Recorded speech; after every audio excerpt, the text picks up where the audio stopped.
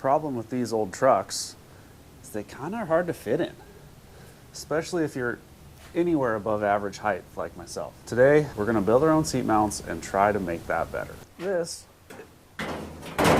is the factory seat frame.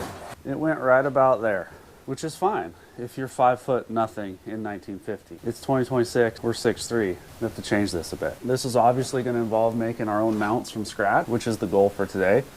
And we're gonna jump right into that. I'm gonna grab some wood cribbing or something. We'll get the height right. We'll move it back as far as we can. We'll take a couple measurements. These chunks of wood are 3.5 inches tall. There's a little bit of frame under here, so the actual seat from the floor is sitting about 3 3/4 right now. I don't really care about center right now. I don't care about nothing, but I'm thinking this is about where we want to end up height-wise. This is a rough mock-up of kind of what I'm thinking. What I'm gonna do now is I'm gonna grab the bench bottom, set it on here, and have a seat. This bottom seat cushion is extremely tall. So if the frame looks low right now, don't be alarmed.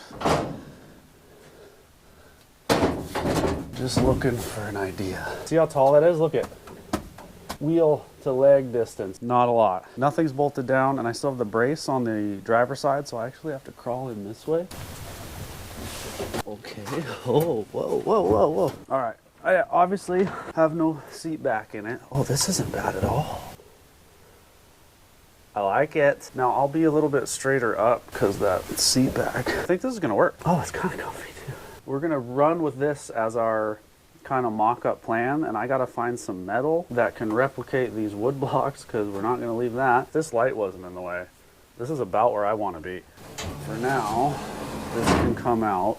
Okay, so remember before we put the floor in, we built that superstructure of braces underneath. These 3 Sharpie marks, there's one over there, indicate where those braces are underneath this floor panel. That's important because we want whatever holds the seat frame up to land in one of these 3 places. I'm out here looking at the old seat frame. This is the bottom of it. It's got a bunch, it used to slide, believe it or not. Ours isn't going to. These are a little proud of our mounting surfaces, which are here, matching set on the other side. I'm gonna drill out these rivets and undo all of this sliding mechanism so we have somewhat flat surfaces to attach to. A lot of these don't even roll anymore. So I have all those cut off of here, and I think what I'm gonna do, take this piece of 2-inch angle, which is way overkill, but it's what I use for the door opening braces. I'm gonna cut it and run it right there. Do that for both sides. And that's gonna kind of be the starting point of the seat bracket that we need to make. So we'll have those stringers along the width of the seat, or width, length, the short dimension of the seat. They're gonna line up with this line here on the passenger side and the same one on the other side.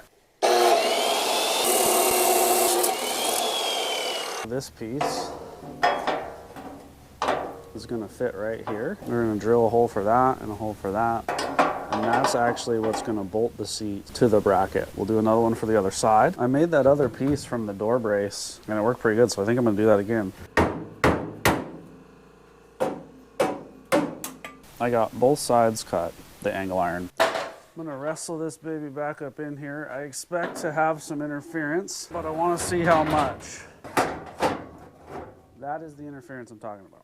Let me show you what we got going on. If you peek in here, you can kind of see the interference that I'm talking about, which I knew we were gonna have. We left this kind of wild. So here's what we know. From the end of our angle iron bracket to where we start to get interference is just over 15 inches. So when we build our riser tubes, we're gonna cut those at 15 inches, square them up with this front edge. We know we'll miss that way, and we don't have to cut that angle. We still have good strength holding the seat. As it sits just kind of willy-nilly in here, 2 3/8. Let me show you how we're gonna get the height we need out of the mount. So I have this piece off, obviously where the holes are, bolts to the bottom of the frame. We are basically gonna stack these 2 pieces like this. I know it looks sketchy right now, like it's gonna wobble. I promise it won't. I'm gonna put some braces in here, and I'm probably gonna tie both sides together. This is 2-inch square. This is 2-inch angle, that's 4 inches. Where this mounts is actually a little bit deeper than the frame that we've been measuring to. It's gonna be just about perfect, I promise. So what I'm gonna do is tack these together, test fit it a couple times, then we'll finish weld it. Since these are both 2-inch, I'm able to fixture it like this using my bench as what would be 0.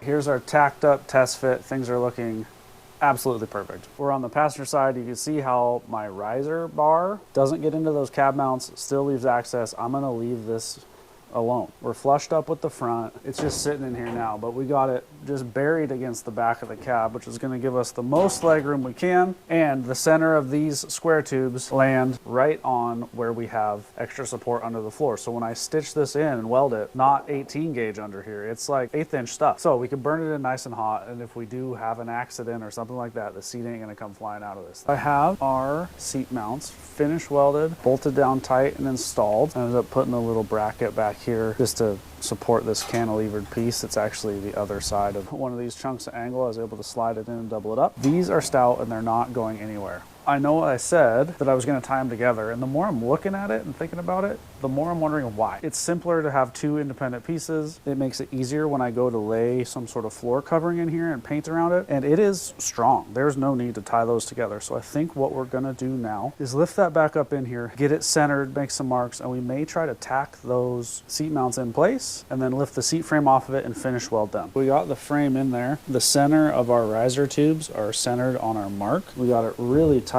to the back of the cab here. I think what I need to do now, put the cushions in and actually sit in it and see. All right, well, this position looks really nice. It's about as far back as we can get it. I hopped up here, had a seat. It's gonna work. I think what we're gonna do now, pull these cushions back off, make sure everything's centered up, throw down a couple tack welds and make it permanent. Then we're gonna take the frame off the brackets and finish weld everything. Yeah.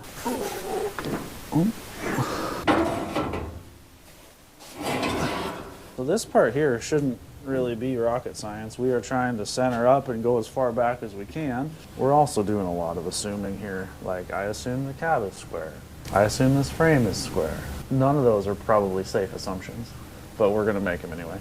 I have this actually touching, and I think that's where I'm gonna leave it. Thought I had it centered, and then I started actually measuring stuff, and something's weird. So right now I got 3 1/4 over here. I had 3 3/4.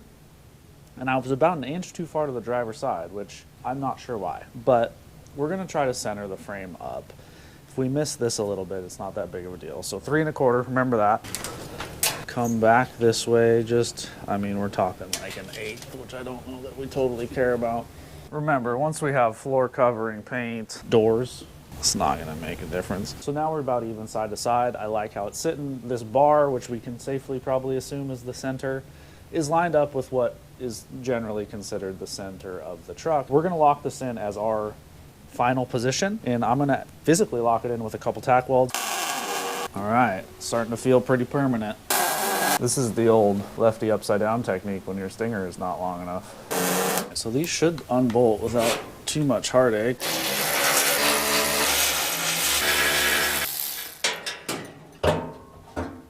Here you can get a better look at the mounts where they're gonna sit. Now, we do not need to weld all of this, nor do I want to. We're gonna do like 1 inch or 2 stitch kind of thing along both sides, front, back. I have some tube caps that'll go in here. Reasons for that being, that's a bunch of weld. If you're to do the whole thing, we don't need it. This floor isn't perfectly flat, so we got a little wide spot right here. And we're going to deal with that by doing nothing and not welding there. And we just don't need it. I don't want to put that much heat in this floor. It is still able to warp, even though it's pretty much where it's gonna be. I would hate to get the mounts in and then put like a big kind of warble in it. Keep putting heat in this panel or wait? Probably wait. But here we are. As far as driving position, it's about as good as we can get. Seat's all the way back against the cab. I'm centered to the wheel, which is hard to mess up with a bench seat, right? But it's definitely better than it was. I mean, it still feels tight in here, but we're just at the limitations of the cab.